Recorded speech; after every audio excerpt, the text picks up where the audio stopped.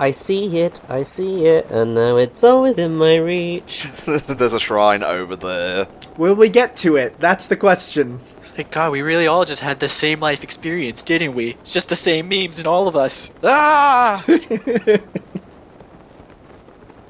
Oh, hey.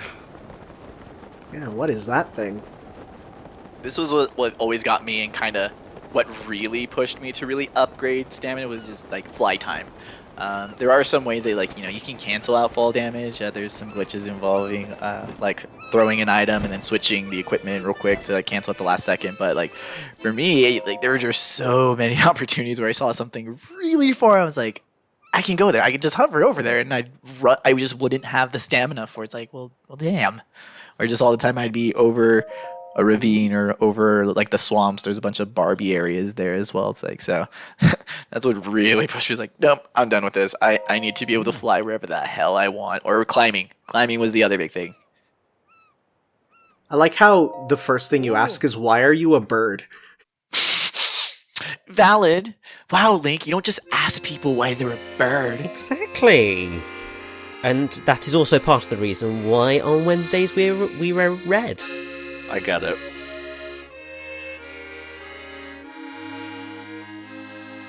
My cache at 17 of 24. Well, that sounds like map directions to me. Coordinates.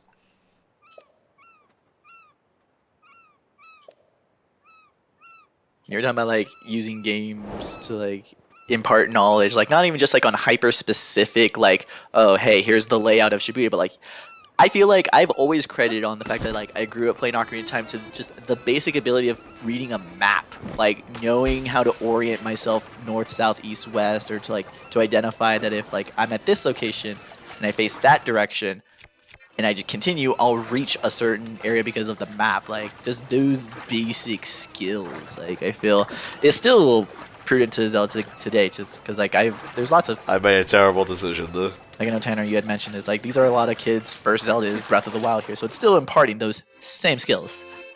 There was a couple areas where I just never ended up going to, because once I beat the game, I kind of put it down. And once I got through kind of everything that I, wanted to, I didn't. I was like, I'm going to go to Ganon and finish this. I know the one thing is there's like a seaside village, like a really like tropical seaside village. Never went there. That's why you guys didn't see the cow. That's why I'm making you guys go see the cow. I had no idea what you're talking about with the cows. When you're talking about these sea cows, I'm like, I'm going to nod my head, which you can't hear because we're in audio. But, I'm excited to see something new. The thing is, I don't remember these cows, but what I do sort of remember, and I might be misremembering, you never know, it's been years, and my memory is famously poor with these sorts of things, is that this is roughly the same area that you need to go to in order to get to Eventide Island, to do that challenge. Now, I do remember I did do that challenge, because I think it was one of the ones that was sort of recommended in the guides I was using to try and help me figure out what I wanted to do. You gotta do it, or you miss out on the whole Link's Awakening, like, vibe, or the whole reference. It's so great. Yeah, it didn't help that I'm pretty sure when I played Breath of the Wild, I'd never played Link's Awakening, so... Well, I mean, we all make choices. But I have now because of the Switch version, which was utterly delightful. Quaint is the word for it, because you look at it and you're like, that's like a Rankin Bass, stop motion sort of art style, which is real nice and works well with off the commercials for it. I have to say, I would love to experience more Zelda games in that particular art style. Like, I would love for them to go through some more of the classic 2D Zelda titles and remake them in that style. If they got like all the rights and stuff, it would just be Oracle games, possibly Minish Cap, and just like at worst just re-released on a bundle. At best, put through the Link's Awakening like gloss and just make them all little miniatures. Maybe not Minish Cap, but like I could see them like do it to the Oracle games, and then like, oh, Yeah, I mean, I feel like the game that's most likely to get any sort of thing like that is going to be Link to the Past. Well, I mean, like they did Link Between Worlds too soon enough. I feel like they touched the Link to the Past already. I feel like they've already they've pulled it forward at least a little bit. That's true. But I think, well, considering that's, I think, at this point, the only mainline Zelda title I've not played, I think, is Link to the Past. You haven't played better Ocarina of Time? No, I haven't. It's because, as I said, I came to Zelda very late, and I have slowly but surely been filling in the gaps as I've gone along. I was very lucky in the fact of I got my 3DS at launch, so I got the Ambassador program, so I got Zelda 1 and Zelda 2 from that, which was great. Obviously, they're not quite my type of game, really. I'm not really the biggest fan of those older titles. Not because they aren't hugely influential and were amazing at the time, it's just that they haven't perhaps aged quite so well, and I'm used to more modern gaming. Say it, they're bad. I can handle it. I can handle it, okay? But I have sort of actively been trying to, like, wherever an opportunity has arisen, to play one of those mainline Zelda games. So it was like, why I was so glad when they re-release, when they did Wind Waker HD and Twilight Princess HD, because it meant that I got to experience those games. Same with Ocarina 3D and Majora's Mask 3D. Those were how I got to experience those titles. And I believe that Link to the Past is the only one that has not received such a version. Game Boy Advance. Yeah, there's one on the Game Boy Advance. All it's gotten is Game Boy Advance. You can play it you can play it right now on Switch Virtual Console. That'd be mainly like, what's the easiest, quickest way to play it in a very, very good way? I'd be like, just download that, pick A Link to the Past, you're on your way. Like, just go. Like that would be really, or like if you have if your older brother has like a SNES or something, I'd be like, ooh, dust it off, make yourself popcorn. Like, you could go like all immersed, but if it's like, how do I play A Link to the Past? Get to Switch. Damn it. Yeah, no, that is fair, and really, I need to make more use of things like the Virtual Console, but it's just I love Virtual Consoles so much. I like experience things fresh and new, rather than perhaps always the old version, which it's not the best of approaches, but it happens. Even like self-deprecatingly, but like, just no. I usually am always, I tend to have my eyes more to the past. I would say definitely when I look at games. Like, I'll always go back. It's kind of what like first dug me into speedrun, was just like, oh wait, you can just play the same game over and over and over, and like you get something new out of it every time. Like, oh yeah, I can do that. Well, I mean, yeah, exactly, because I would say that in terms of like books and stuff, I spend a lot of time reading books that fall into like the classics. Basically anything pre the 1900s is where I think a lot of my reading ends up going. Yeah, and most of my like hardcore any reading is newest studies. So it's like anything's like, oh, 3 weeks? No sir, no ma'am. Not these eyes. While video gaming, I'm all for sort of more new stuff. In terms of literature, I'm very much, let's go all the way back. From the beginning. I super previously lied. I lied in that I did come here, I remember. Because I remember this area, and this was like one of the first times I think I found the black, or that might be dark blue, I can't tell. But I found the darker colored bokoblins here, and I just remember being like, oh wow, these guys are hard, and I just scummed being up here and throwing bombs at them over and over, because I was like, there's no way I'll be beating them with my weapons after seeing how little damage I did. It was frightening the first time you realize how weak you actually are near the start of the game. Moments like those completely tied into like the deception of Guardians, like that the idea that like I can't beat it, but it's like no, yes you can, very easily. You are intended to take these things down. It's like the fact that Nintendo can like instill like just those emotions and fears into you. Like you see the Guardian, you see when you haven't encountered like a Lionel or Guardian or tried to even like go up against them, and then like the blue Bokoblin is this thing where you're like, oh no, like I'm done for. Still, like, facing down a Lionel or a Guardian is a terrifying experience. Once you know what you're doing, you can have fun, and there are so many videos of people absolutely styling on the Lionels in particular, because I do believe that the Lionels are technically the most difficult enemies in Breath of the Wild. The gold Lionel has more HP than Ganon, yes. Yeah. But people who are much better at video games than I am just have an absolute blast wailing on them in the most stylish ways, basically turning Breath of the Wild into some twisted form of Bayonetta, and I am totally fine with this. Yeah, the Japanese combo videos of Breath of the Wild, where you just see people do utterly insane stuff, are some of the best. Like, they are up there with the Devil May Cry combo videos, where it's... Because with the slowdown time of firing arrows in the air and weapon switching and, using your shield in midair to block and jump off enemies, like, there's some buck wild stuff you can do.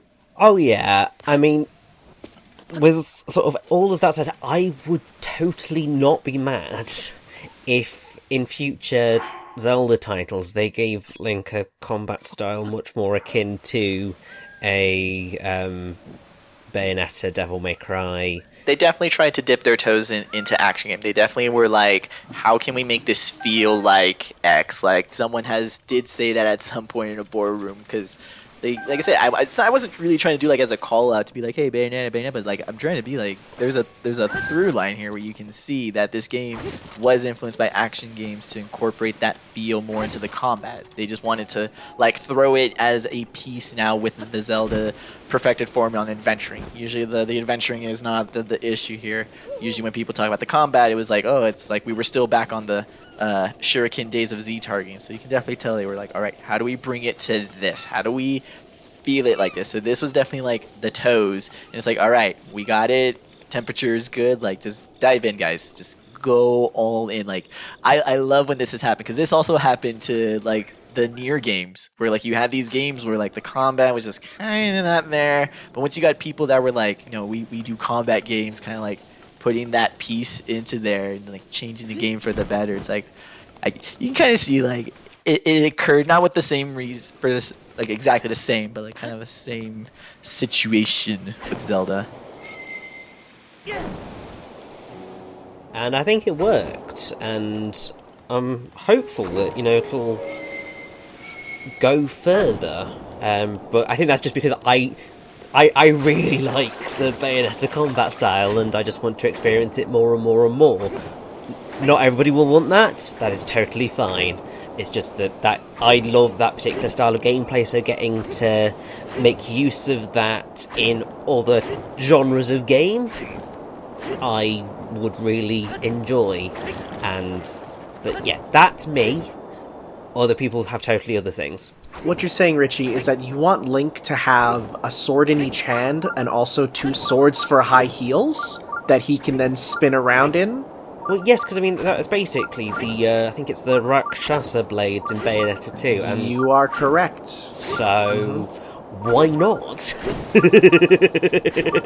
When you use Link's special, he has a gun. No, it's wields a gun. You gotta have that W word for a bit more power. Sure. I'm just gonna take it, thank you.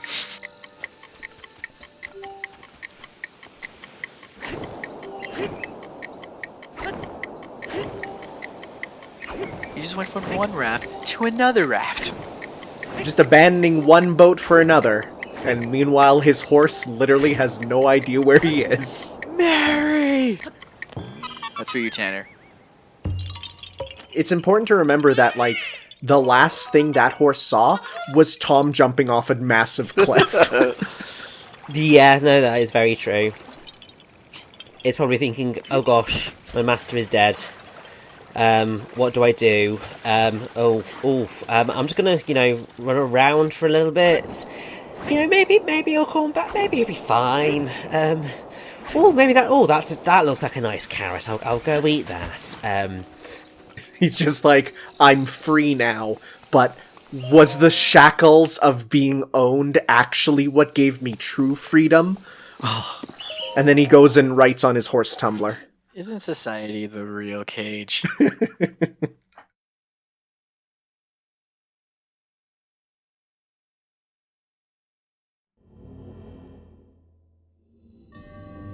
Oh no! Bye! Major test of strength. Yep, nope, get on out of there. Yeah, no, you're not ready for I that. think this is everyone's first major test of strength one, because I remember people, they get to this one and they're like, oh boy, I wonder what this is. And they're like, uh-oh. That is not being done right now. Yeah. SpaghettiOs, no thank you. It's kind of how it funnels new players to this like southeast coordinate. This is like, yeah, this area of the game is really tight. When I played the game the first time, I heavily focused like into like hyper exploring in this area before I was like, when I was still familiarizing with myself with the game, still trying to get myself like what I saw as strong enough in the game yet, was definitely spent in this area, getting to that point before I was like, all right, let's take these beasties down. I think I explored a lot of around Kakariko first, because I remember one of the first things I did was run into the Great Fairy there, which she's beautiful and I love her. So when Tom went here first, I'm like, well, I guess I'll see you later, lovely. Yeah, I mean, I think one of the things that I tried to do early on was to basically try and find all the towers as soon as possible. Uh-huh. Try and, fill in the general scope of the map as quickly as possible, and also have some relatively decent quick travel points to work from for sort of, when I got to the different areas of the world. Because in part of that, the logic is also, if you decided you wanted to go straight from Death Mountain to Gerudo Village, that's completely the other side of the map. So if you wanted a sort of quicker route, if you've already set up your towers, you're giving yourself a much better chance. But I can't remember the exact route that I took in that sense. I just know that, in terms of order, it was most definitely Zora's Domain, etc, etc, etc. I had really focused on just getting shrines. I figured kind of when I started playing the game, I was like, you know what? I'm just going to get the shrines. The shrines to me felt like the mask. It's just sort of to me the masks have this very like they're more than just the mask. To me, like I feel like getting them all is engaging with the game. It's how you engage on Majora's Mask terms of playing the whole game. Is did you get all these masks? Did you see all these things? Did you do all these things? Versus four dungeons and a moon. To me, I felt like if I did at least focus on the dungeon or the shrines, that would push me far enough that like I would have done majority of things or most of the things, or enough to at least propel me enough that I'd get to a point where I'd be like, all right, I'm done. I'm just gonna go fight Ganon, which is what ended up happening. It was like I'm done. Yeah, I think in terms of shrines, I think I decided early on that I was going to do a total of 60. Like, do at least half of them, because it was like, this world is huge. Trying to do all 120 it's a massive time sink. I was just like, I know that I don't need to do all of them to beat the game, so 60 felt like a reasonable halfway point of doing that, but also obviously doing all the main quests around the side. It felt reasonable. It's sort of similar in that I was going to go with that approach in Age of Calamity as well, but then I wanted to get extra things, and then I kept going, and I think in terms of like the 161 challenges that are available in that game, I think I ended up doing like 110 Bravo or something. I did quite a lot of them, and then I can't remember how many quests. Definitely over 200 quests by the time I was finished. That was very much a case of as much fun as I have had or am having, you know, there is a life outside of video games, and Is there? well, See, I just view life as just, you know, waiting to get to my next gaming session.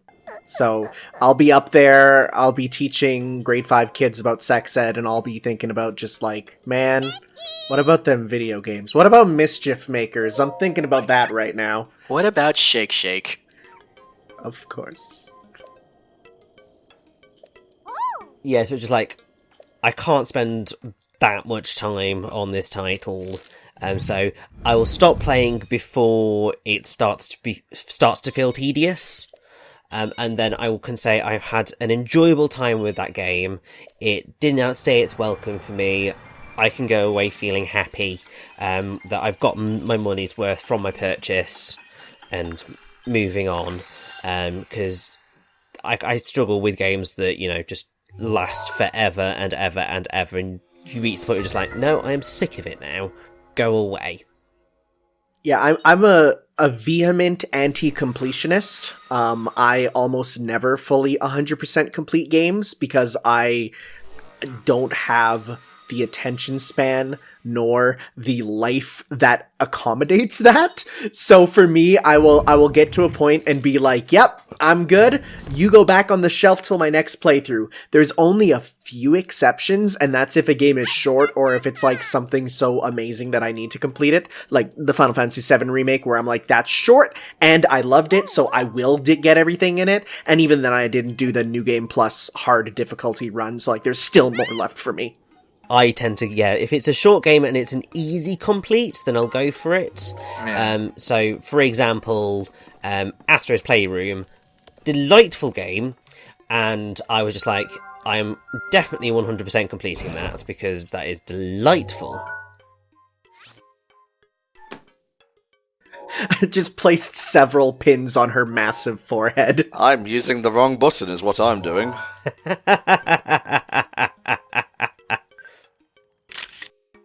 So, as soon as you take this picture, Link, you'll probably want to delete it in case you're captured by, like, Hyrule authorities. You'll have some explaining to do, so I would immediately delete that and maybe reset it to factory settings. Tanner, do we need to have a word after this? I'm just worried for him, you know? Yes. That's you. So why wasn't the other guy in the background? Did you notice that? He's a ghost. Vampires.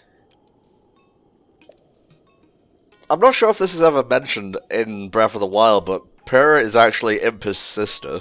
It is after you do, like, all of Purra's and I think Impa's quests. You get one final one that has them. She'll be like, hey, thanks for doing it, but I have one more request. I haven't seen my sister in a while. Can you take a picture of her? And then she, like, you have to kind of guess based on the stuff, and then you take a picture of Impa, and she's like, what? I never told you that was my sister? Oops, hee hee, kawaii pose. And you're like, oh my god.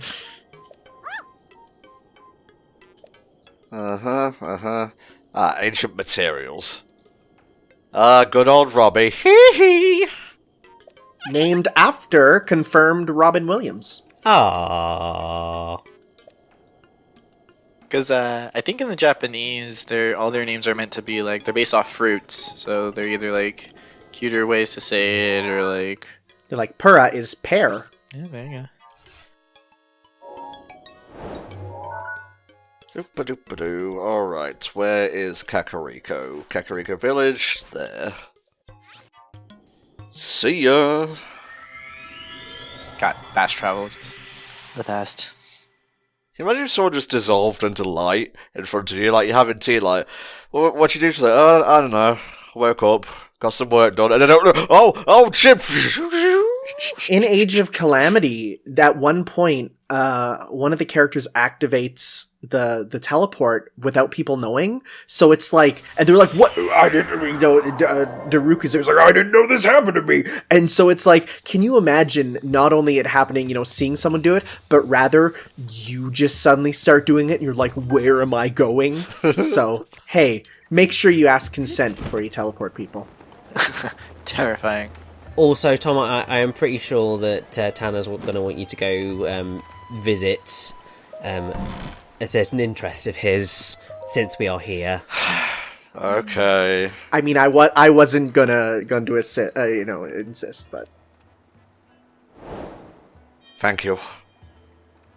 Alright, let's have a look at these photographs of yours. it's like the Pura one didn't delete. Why is she there? No reason. She looks much younger than I remember, Link. Anything you want to tell me?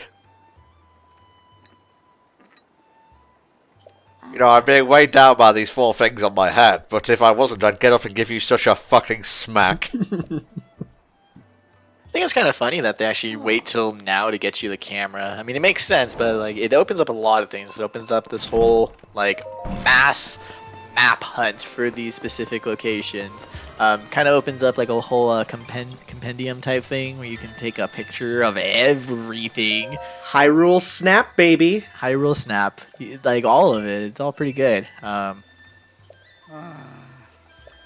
I do like how it's incorporated as like one of the runes. How it's like this is a tool for the hero, and then it really does tie in because we'll see cutscenes where like the camera function is, you know, it's explicitly stated out. So like I think it's cute what they do with this whole in-game camera that Link has. Oh yeah, and it's a nice kind of evolution in a way, I suppose, of the picture box from Wind Waker. True, yeah, because they were trying to really like conceptualize it like as an item with that as well. Yeah, because even before that, because really the picture box was just more as like a trade item. It was always something that like, oh, Link picked up or a character had. And then, yeah, Wind Waker was like, no, it's his. He used it. Take a picture of everything. Like, still, I those are quests I will never... Well, I'm with you guys on that. Where like, I'm probably never complete a game that ever has a take a picture of everything quest line. It's like, that is not going to happen. I don't want to take a picture of everything. I remember doing that with Mickey heads in Kingdom Hearts 3, and dear God, do I never want to do that again. I definitely did that with the hidden Mickeys and loved every second of it. I think there should have been about half of them.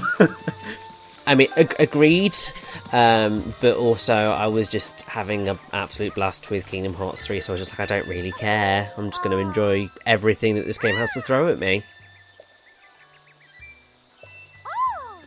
Because usually if I'll like... Because there's a few Zeldas I'll go back and I'll do a completionist run, but it's usually just because they're short enough. Like A Link to the Past, that's still no more than like a couple hours to just go through everything. And honestly, with Link to the Past, I'm kind of at the point where it's like, if I don't get everything, I'm really not going to have a chance of even beating the game. And then versus playing like Zelda 1, usually it's just small enough. It's like, just pick everything up. Just you might as well just get the like 6 hearts the game gives you. And like I'll do like Ocarina of Time every once in a while. I'll do 100% for that for fun. I didn't used to for a long time. It took me to like being grown to like decide to 100% Ocarina of Time. And even then, it was on the 3DS version. So making things handheld makes things easier for me. Like usually, if you've put it on a handheld version, that's gonna be my preferred method of playing it. I think he's a bit tired, going up hills. He's an older fellow. A running man, you may say. Mm-hmm. Oh. I'm not sure if that's a complete reference or not. No. Like, dude, there's so many people walking on the paths and traveling. Like, no, that'd be a moot reference at this point. How much money do I have? Think that's enough? I can double check anyways, because I have the internet. Yep, also you've just missed a bloopy. Don't care. Booyah. Yeah, you better run. Nope. Ways to survive. It's just hearts. It's lots and lots of hearts. Also, I believe that this might be the first Zelda game where you can catch a fairy without a bottle. Without a bottle. See, those are the truer convention breaks people need to be worried about. Like, a train is not. This should have caused outrage. No bottle? Fairy? What? Only 100? Sure, why not? Yeah, that's nothing with what you got right now. That's reason. Hey, wait a minute. Let's hope your mom and dad aren't walking in the room while this is happening, because you'll feel awkward.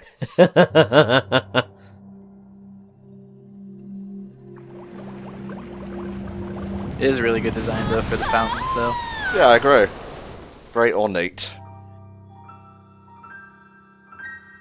I like how kind of where you sort of do get the whole Wind Waker type fountain aesthetic. Like they really, I mean, you see with the fairy fountains, like I think with Ocarina of Time and Majora's Mask, the way that they look, that's definitely very much just to do with the limitations of the hardware.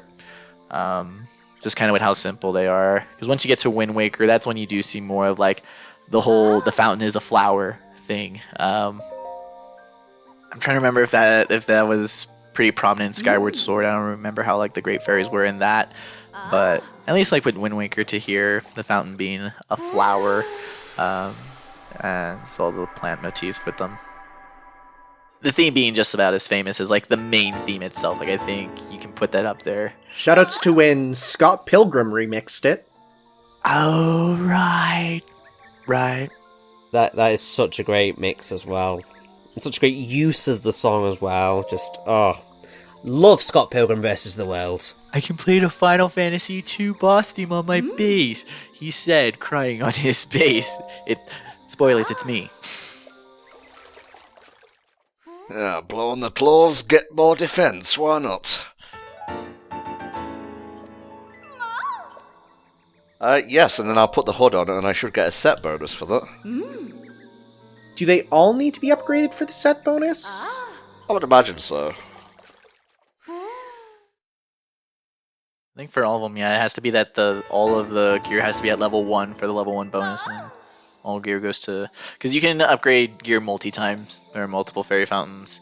I really like this whole upgrade quest, but this was definitely one thing that I didn't, like, actively try to, like, complete either. Because this is a whole nother thing that if you want to go hunting around for stuff, is to upgrade all your clothes and to take pictures of literally everything. Like, there's just so many tasks. So many heckin' tasks in this game. Alright, let's give the dude his thing, and that should point us in a direction of where we need to go for the last thing of this recording session. Mm-hmm. The fountain itself is also just a pretty good farming spot. The other fountains too have some pretty good stuff nearby, but this is always just again, probably the part of the reason you'll be going back to Kakariko Village over and over and over is because the fairy fountain is so resourceful. I looked it up, and no, you need to upgrade them twice to get the set bonuses, so that's why there wasn't the pop-up there. Because I was like, yeah, I thought it was a later sort of upgrade. But yeah, every sort of armor set that is like a full set has its own special armor upgrade, or rather set bonus for it that you get through upgrades.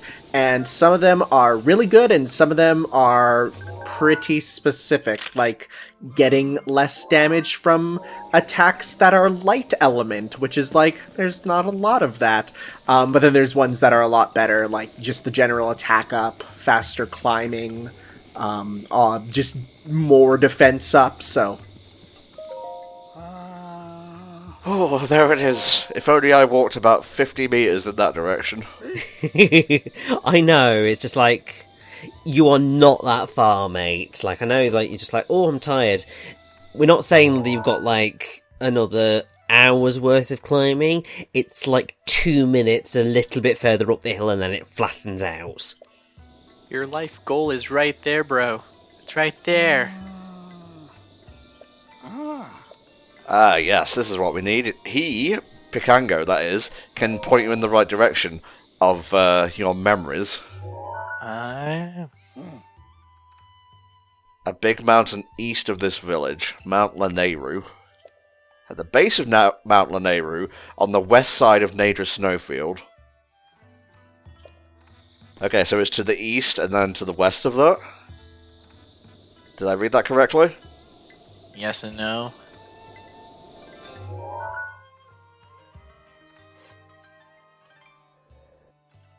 He did give you the, so you want Nadra Snowfield. Oh, there it is. There's the Nadra Snowfield.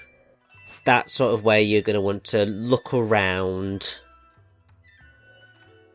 Basically, to the east of here, there you have the river fortress. That's like it kind of depends. If you can get through the river fortress to the east pretty easily, there's just a bunch of enemies, and then you hit the path that goes up to the mountain. And to get the memory, it's kind of the path right before you even get to the mountain. So we wouldn't really need to like go up it or even get to the snowfield, because the snowfield is at the base of the mountain. We just need to get to the gate before that. So really, it's just getting through the river fortress. Right.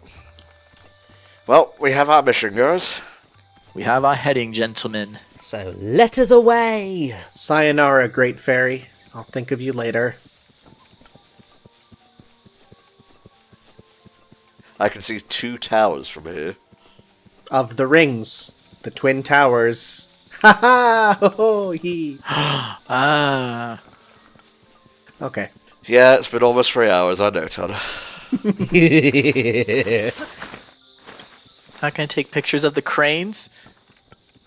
Not gonna take pictures of a pepper? No. You're not gonna take pictures of that speck of dust? No. Why did the Sheikahs even include this feature? Why did they indeed? You heard. Oh god, it's all the way over there. Of course it's all the way over there. What did you expect? Gotta go mountain climbing. Yeah, there's a lot of water over there. I'm probably going the long way, but whatever. I think you are, because you're going up and around rather than, straight across and down. But hey, it happens. It's also part of the whole way this game works. This is the way I did it myself, where I was just like, no, I'm not going to go through kind of the path set for me. I'm gonna climb mountains because I was told I'm allowed to. This isn't the place, is it? I think this actually might be. Kind of, sort of. Like I said, you're just on the high ground, and then like lower into the ravine, you kind of get like the wall. It's all the ruins that are kind of like next to the wall, but it might even be closer. Ooh, not yet. Well, actually, I think, because you've got the gate structure there, so... Maybe on the other side?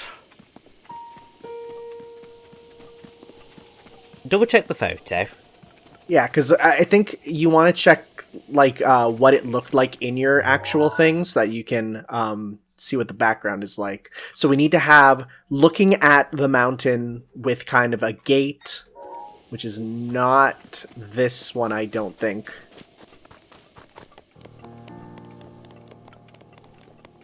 Yeah, like it looks like it's one of the further ones, but it's literally like the gate like right before it switches to the ice field.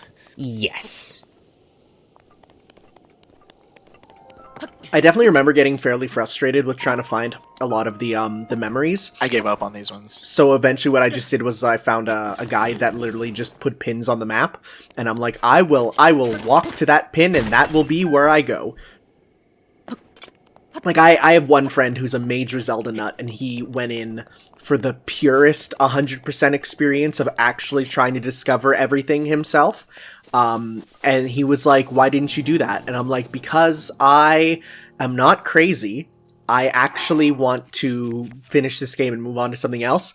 And so, yeah, I, by the end, was just using guides to help try and find where all the memories were, which was actually one of the last things that I did. The other stuff, I did pretty much every other major plot thing first, and then, like, the last thing was getting the memories, upgrading some of my equipment, and then I went for some of the special items that you can find, through, like, the mazes and stuff. So, one of the things, if you want to get the true ending to Breath of the Wild... That's the thing. You are going to want to view all of those memories, so... It's not a mandatory quest, but it is mandatory if you want to see all the main bits of the story. Which we shall. Well, it's totally right. And that's sort of the thing, too, is like there's not a lot of story. So what little story there is, it's like, again, kind of like the mask. It's not just their in-game function, it's just also kind of the language, the way the game speaks to you to be like, hey, this is how to play me. This is what will let you go all around and see all the fun stuff if you do all these things. Shoutouts to the long-distance nut boy. Yeah. Yay. I like how maybe someone saw enough of those videos of melons getting sent long range into the blender in sunshine. They're like, you know what? Let's just make it part of the game. Let's just make it the game. We're just following a path here, so we is. Tracking, as they call it. At least it ain't raining again. I've gotten a few just really bad weather spins where it'd be like, alright, the rain stopped, and it's starting again. It's starting again. Cool. And it's wet. So do we know if it is like pure RNG or is there like a set cycle for it? I don't know enough to say, so... You were talking about speedruns earlier, so I'm like, maybe I'll press your brain and... Not on this one. Not on the weather. But I'm sure the systems are known. Yeah, I mean, you would hope so, considering people do speedrun Breath of the Wild, and generally, if the community gets into speedrunning, then they are gonna go in literally everything bit of it To the molecular level. Like, you wanna QA a game? Get a bunch of nerds that wanna play it really, really fast. They'll find every little thing. It's like it's very, I mean, not in a negative way, very literally hundreds of monkeys on typewriters. One of them's gonna type you up a real fast game. Yep, that is very, very true. Yeah, see this I feel to me was kind of the more difficult. Like, it's not hard, but like what happened was I hit this point when I was at the least prepared with like the most enemies, so it just gave me like the hardest like pushback. When I first played through the game was in this whole Lineru area. I was a bit lower down, so I was dealing with like the water and the archers, and it's like, what is going on? Yeah, this is where you start to find a lot of Lizalfos, which are kind of they're a bit more of a frantic enemy. They kind of battle erratically, they jump around, so if you're not used to that, then you might have a bit of trouble. Right, so Tom, That looks like it right there, yep. that is where you want to go. It's that specific area. Good stuff. Although, why you didn't put a pin in it, I don't know. Okay, fucking fine, Richie. Good. Well, it just helps in terms of making sure we're definitely going in the right direction. We know where we're going.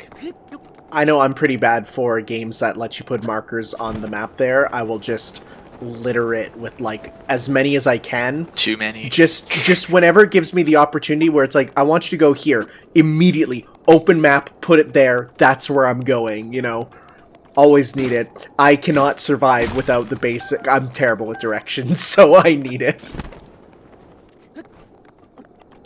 Almost there. It's going a lot smoother and I've experienced this whole area, so this is actually fun for me. It's like, oh wow, this isn't a hellhole region. Like, to me, like, you see this whole big chasm and like, oh man, my whole first experience going through Lineru, so bad. Like, that chasm got to me. And just hoof it from this guy. See ya. Hopefully he'll get bored, but hey, you can take a photo of him whilst you're at it, and that's always fun. I'm very happy that from the last generation to sort of continuing on now, extensive photography features being a thing in games just makes me so happy. Yeah, agreed.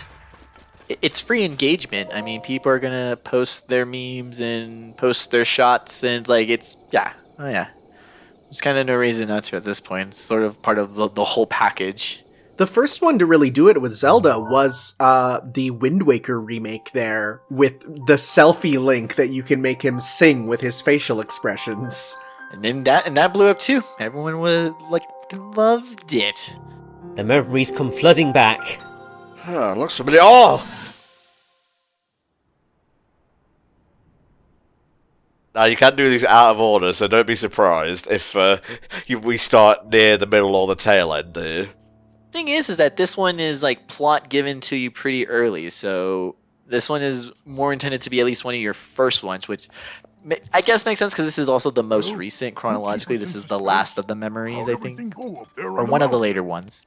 It will be one of the later ones because they definitely intend for you to have this be one of your first ones, and then the other ones are just good luck. Like, you'll just have to piece it together yourself once you gather them all up. So you can tell that this is one of the later ones because of the outfit that Zelda is wearing. I mean, that and all the champions are assembled, and they're wearing blue, which is the garb that Zelda made for them. Anything could finally spark the power. Because I feel like either this one or like probably like the center Hyrule Field one, because you know that's another trend that people will tend to do to build their map, is that they would go to like the absolute center of the map, and there you'd find a memory as well. So this one or the ceremony is probably most people's like first or second combo of which memories they gather first. But I was thinking about what I do when I'm healing. I heal them. Have you tried just healing them, Zelda? Do you like water? When I think about. Oh no. The whole drama between her and Zelda. Goodness. I'm so glad that like the Age of Calamity like at least gave all these people, all these characters some more air. Because I mean, the Champions Ballad helped them a lot to make them feel less wasted. Like if you play just the bare game, the Champions can feel a bit wasted potential. But I'm glad that they're getting. They don't feel amiibo worthy, you know? Right, no, girl.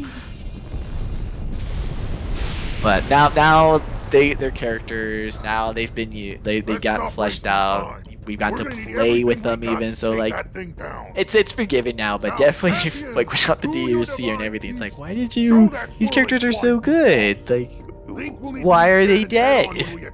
Well, I think that might have something to do with the giant pink fart cloud over there. Count on us for support, but it's up to you to pound Ganon into oblivion. Yeah, get in the ass. Come. I do like how too with the We need to get you someplace since safe. they're on screen with the Age of Calamity that the champions have differing relationships like to like Zelda and Link, just based on their past. So like I can't remember his name. The Goron, he's friends with Link, but he's not friends with Zelda. So like, it's not that like all four of them know the other two equally. Like, some are Link's friends and some are Zelda's friends, and that they're all just kind of brought together that way. So I like how they added those details to their relationships with the two games. Oh god, yeah. It's very much like Rivali is basically a champion for Zelda. He hates Link's guts. But he's a rival to Link, yeah.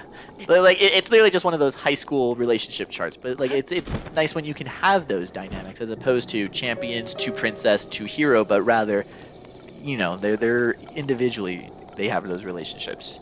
It explains so much when you learn that, like, Mipha was a childhood friend of Link's. It's like, oh, this isn't just I'm hot for this elf. It's like, no, they actually knew each other a long time ago, and that's why she's always been, like, kind of a flutter for him. So that explains her arc a lot more that you don't get in this game. Dum-da-dum. I think I know where the shrine is here, so we'll do this, then we'll go back to Kakariko, and then we'll end it there. Sounds like a plan. The promenade. So, just because we had them on screen and we got to kind of see them there, thought I'd talk a bit about some of the champions' voice actors, because there's some interesting stuff.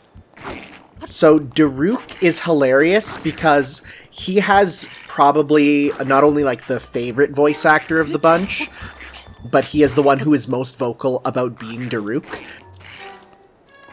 Daruk's voice actor does not look like what you'd expect. He is this like baby-faced 20-something named Joe Hernandez, and he is just like, you look at him and you're like, how do you get that voice? He is the voice of Pesky in JoJo Golden Wind. But Daruk was his major starting role, along with another Goron in this game. And then we have Rivali is Sean Chiplock, who was a internet voice actor for the longest time, doing a lot of Flash game roles and stuff, kind of like Kira Buckland there.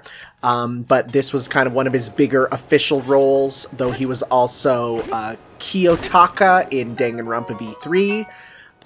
He was, I'm just looking for the big roles, he was Mishima, everyone's favorite character in Persona 5. And he voices a lot of people in the official Marvel TLDR stuff.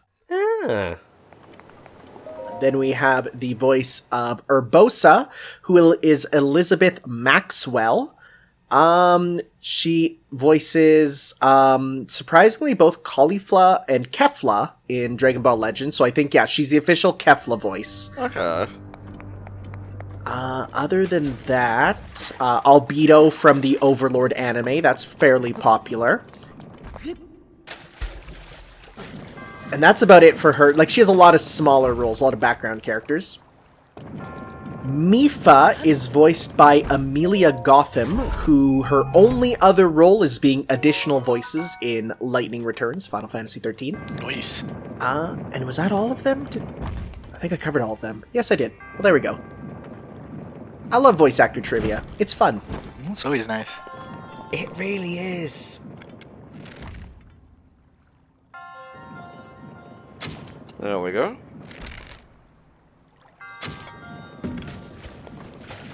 The face I made when I first discovered, like, oh, the ropes and strings that hold things up, they're an object.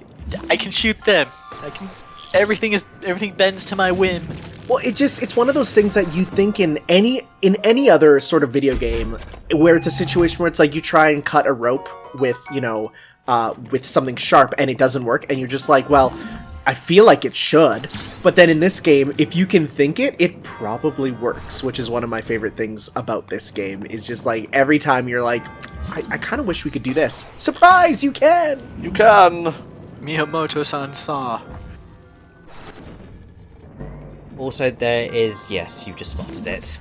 Like, when you're playing this and you're like, oh, there's a big switch. I wonder, placing multiple things should be able to hold it down, right? Yes, because everything has a weight value that changes depending on how many things are on it. So it's like, oh, smartness, I love it. Nice.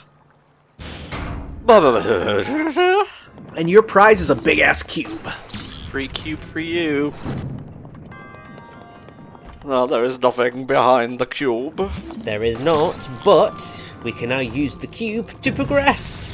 Ah, progression cubes, my favorite type. This is why Link wasn't strong enough when the Calamity first starts, because he didn't do all these dungeons. No. He didn't get the hero training. It was all still messed up. Well, yeah, he tried to take on Ganon with 3 hearts, and, I mean, he's not a speedrunner, so, I mean, like, he was screwed from the start. But he had gear and clothing and everything, but nope, turns out the missing thing is that gamer juice. Gotta have that gamer spirit before Link can take out Pig Ganon. That gamer juice. What flavor do we think gamer juice is? I don't want to talk about what flavor gamer juice is, Tanner. I'm going to be perfectly honest with you. I mean, I know it's green, but that doesn't help much. Yeah, right? I was going to say green apple. I feel like green apple is the gamer flavor. Anyway, stealth tips. That's always nice. Yeah, Lord knows I need them. I think we all do, to be fair. Delete pin. There we go. Oh god, it's happening again! Torn down, molecule by molecule, only to be reassembled. That's hot. That's meta levels of hot. Is it? Well, I suppose it has a temperature to it. Oh, you'd have to be to break you down to that sort of... What the fuck have we taught? It's been 3 hours, alright? We're roaming across the fucking countryside here. No one even asked my opinion, not even once. I asked you if you liked the magnet or the stasis like an hour ago, Tom. God! That was 3 hours ago! Also, you can just butt in on us at any point, like, I mean... We're an interactive podcast. I know. What a concept. I think they used to be called Friends back in the day, but I don't know. I spent too long in quarantine to remember. Just first time out of quarantine with your friends, and you're just sitting there like, man, this is just like a podcast, except I can see the people talking. It's so cool. God. Those words are gonna leave your mouth in public, aren't they, Tanner? No, I'm preemptively cringing for you already. not gonna be in public for a while. The four divine beasts are the ancient Sheikah weapons, and they're fucking rad as fuck. They look like animals that don't exist in our world. Ha. It's like, Pokemon, how do you know what a shark is? How do you know what a land shark is? Answer, Oak. Answers. Okay, yeah. Find the four races. Man, Birdman, Desert Man, Rockman. Desert Lady. Okay, that's fair. I'm pretty sure you forgot Fishman. Look alright. Yeah, the one for man is the motorcycle, which we won't be getting to for a while. Dang. Yes, I know she's been fighting for 100 years, alright? There's not a lot I can do about that, I've been asleep. Yeah, and also, you know, she's just going to have to wait a bit longer. She is. Meanwhile, Link just with his camera on a beetle, it's like, uh-huh. She's, wait, what? No, give me a second. I'm trying to take a picture. Alright. I think we're just about done here. Yay! There it is. It's the outfit. Hooray. Do we have a better weapon that we can use? We can. Yeah. Lovely jubbly. Hooray, the playthrough's officially started. Alright, guys. You're not wrong, Maxie, actually. The playthrough is about to start for real. Can I hit that with an arrow? Oh my god, if this gives you something. And the Sheikah symbol is an eyeball. Nope. Darn. Welp. Please join us next time when we head towards the valley or land of the Rito, and our mission to free the divine beasts truly begins. See you then.